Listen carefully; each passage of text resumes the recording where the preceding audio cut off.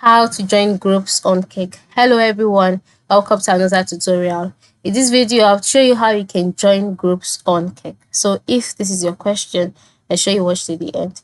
The first step is for you to log into your Cake account just like I've done here. And so once you're logged in, the next step is to move to the right side of the screen and then click on the plus icon that you can see there.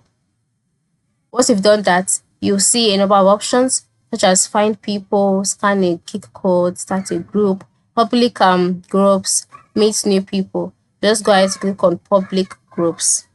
Alright, click that's it. And then go ahead to search out the groups that you would like to join. So there are different categories here. There's anime, science, nature, cars, movies. So you can just select the one you want and click on the search icon. And then once you've clicked on the search icon, just go ahead to click on the group that you would like to join, and then once you can see details about the group, click on join public group, and then that way you'll be able to join the group automatically. So that is it. Now it's as simple as that. So this is how to join groups on Cake. So go ahead, try it out. Okay, thank you for watching and have a good day.